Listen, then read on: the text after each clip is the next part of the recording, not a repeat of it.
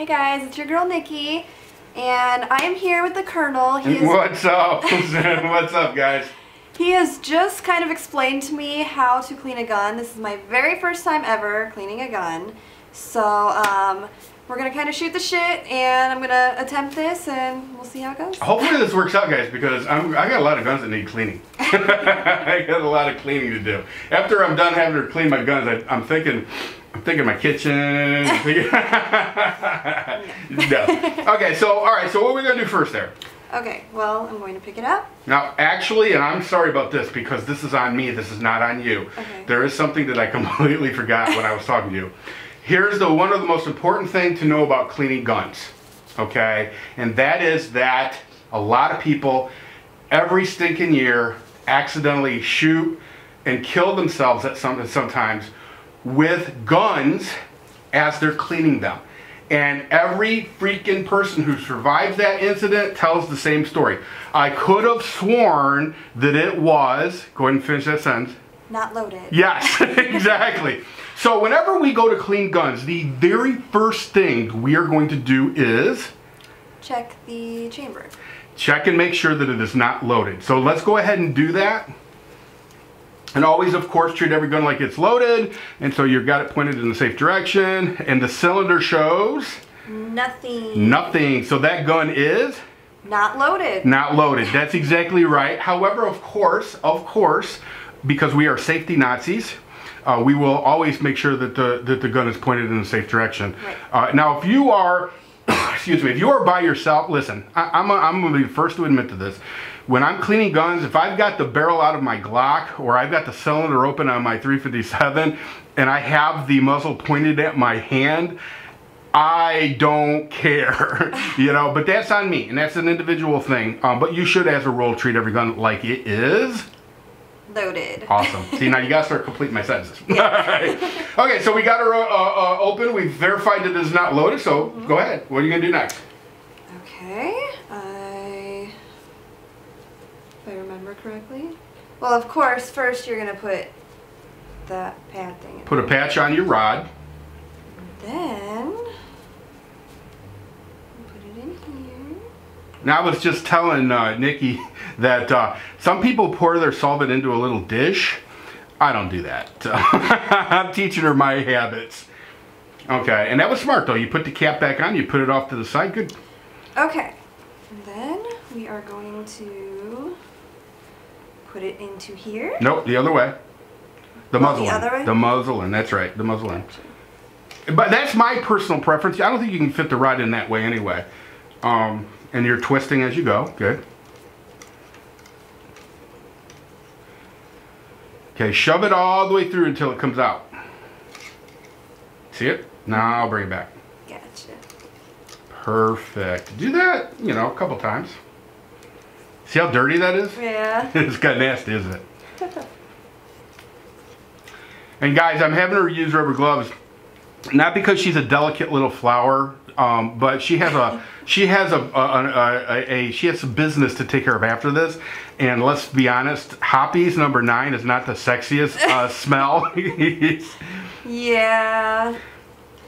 And then I go through here, correct? Each hole in the cylinder, or each chamber, however you want to put it. Okay. And turning it, twisting it just like you did. Now, some people may say, well, you should probably put a different patch on, but we're not going to do it because we're going to run another a wet patch to do that anyway. So you got two types of patches, Nikki. You've got a wet patch and a dry patch. The wet patch, of course, has your solvent, unless you're oiling, and then the wet patch might actually be an oiled patch. But for the most part, it's wet, dry, wet, dry, wet, dry. That's the process. Gotcha. Oh, that is dirty. It's a filthy girl. It's a dirty little girl. All right. It's okay. Go ahead and yank that dirty patch off and set it off onto the, there you go. Man, we got to get a clean one on there, get some more solvent. Yeah. See if I can manage this again. You got to thread that needle. Yep. You got to thread that needle. So are you enjoying learning about firearms? I am. Yeah, pretty excited, huh? Yeah, I wasn't sure what I was going to be learning exactly, or if I was even going to like it, but I really do. It's kind of cool. It is. And there is nothing, and guys in the comment section back me up on this, there is nothing sexier than a hot chick and a firearm. There just isn't. There just isn't. I can see that. Okay, let's try this again.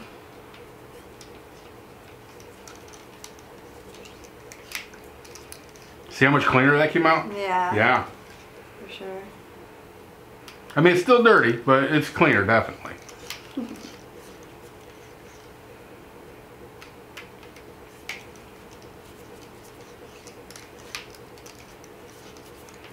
All right, should be good for the barrel. Yeah. So what do you like better, the revolver or the semi-auto? Probably the revolver. Yeah? Yeah. You're a revolver girl? I think. At this point, I've only shot yeah, you one. reserve the right to change your mind. I will tell you right now, I love revolvers. Love them, love them, love them. I always have. And it just is one of those things. There's something about it. I grew up, of course, with Dirty Harry, Clint Eastwood. Right. You know, and there's just something about a big old Magnum revolver that just says badass. Right. You know? Although, I mean, there's something to be said for the sexiness of a semi-auto too. So, now you've only been to the range once, so I mean, you got a little bit of learning to do yet. Yeah. Now that patch was so filthy. I would say, to be honest with you, I would put one more hoppies, but I wouldn't do the barrel. The barrel seemed okay. I think the cylinders probably need a little more attention.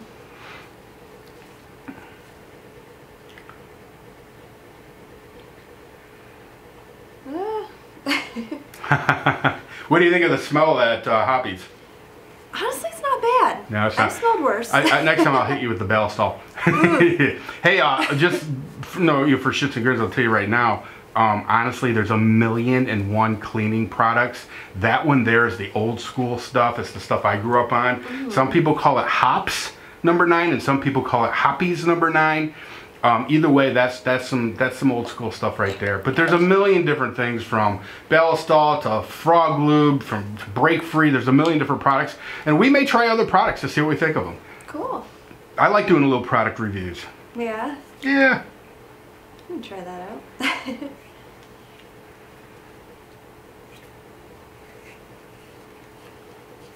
Just remember, push it all the way through. It's hitting my hand, you just can't see it. So, has your father seen any of your work here videos? No, but he would love it. Yeah. Because when I did live on a farm, when I was a farm girl, like legit farm Back in the day girl, when you were a legit farm girl.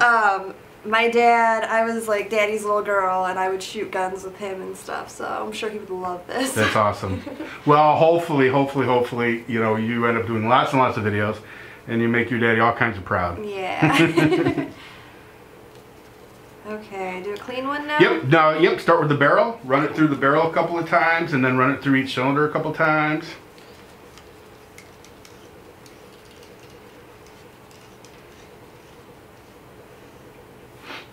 So what's your thoughts on Barack Obama? Well, okay, there's only really one answer, and it's a 2-word answer. Obama sucks. That's really all you have to say. That's all you have to say. I was going to be more polite, but yeah. Oh, no.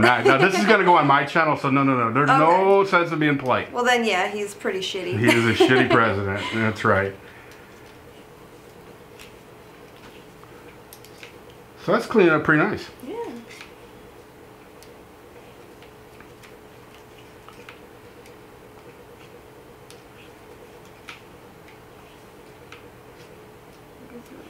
Hey guys, if you've not checked out Nikki's Instagram yet, or her Facebook, there'll be links below. Show her some love. Let her know that the Colonel sent you. Tell her hi, say hi to her. Instagram is becoming a big thing. I just heard on the news today that for the first time, Instagram actually has more, I guess, interactions than Twitter. Oh, really? Yeah. Nice. Yeah, it's pretty impressive. I like my Instagram. I'm on it a lot. Yeah, Instagram's cool. Instagram's cool. Twitter is okay, and I've used Twitter, I'm not one of those people that feel the need to tell everybody when, you know, I'm going to go take a shit. Right. You know, so I mean, and that's the thing. Some of the people drive me crazy. I'm about to drive to the store and pick up some Pampers, and I'm about to, you know, who gives a rat's ass? You know? Yeah, I always do it, like, I'll post pictures when I'm actually out doing stuff because I feel really cool that I get to go do things. Yeah, yeah. Yeah, the only time I usually use Twitter is to share videos and to, like, if I want somebody like the NRA to see who you are, yeah, you know, I will actually tweet, tweet a video of you to them. They may not retweet it. And by the way, though, I'll tell you who's good at it. This is a little something for everybody else out there in gun world. If you're a chick, send your videos to Dana Lash. First of all, she's a big gun girl. She's a huge conservative talk show host. And yeah, she loves retweeting girls with guns. Because she supports her girls. No, go ahead and do it one more time with the patch. Yeah, we got that. Well, it's laying there. Might as well use it. Sure, why not? And see how clean that one comes out.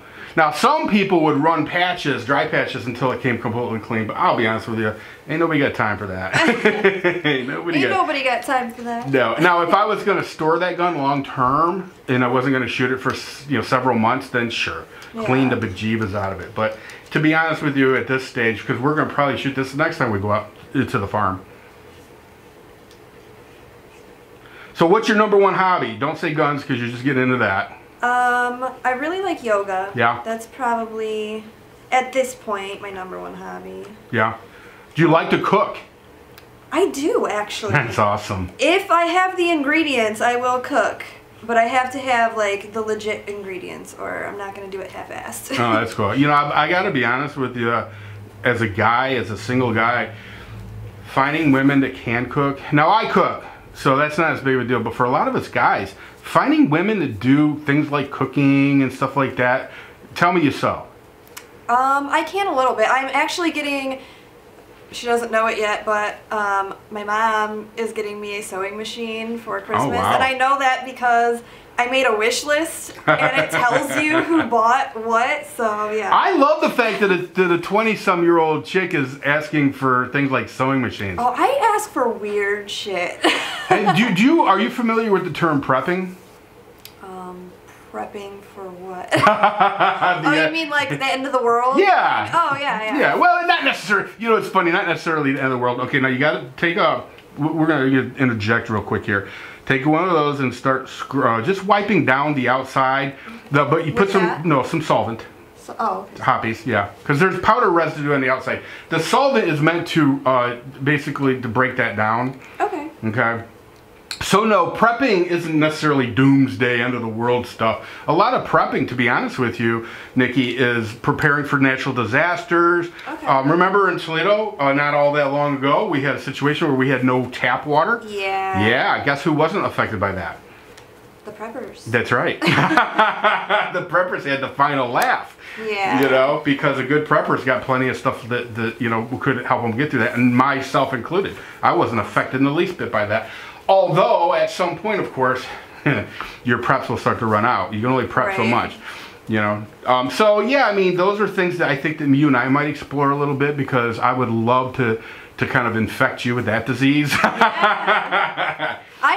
I looked into it at one point, believe it or not. Did you? Yeah. Yeah, there's nothing wrong with that, you know. I think being prepared is a smart thing. Right. And not necessarily for, you know, the zombie apocalypse, you know, just maybe for something like, say, the electrical goes out. Right. You know, we had a situation at my house where a couple of years ago, my furnace broke.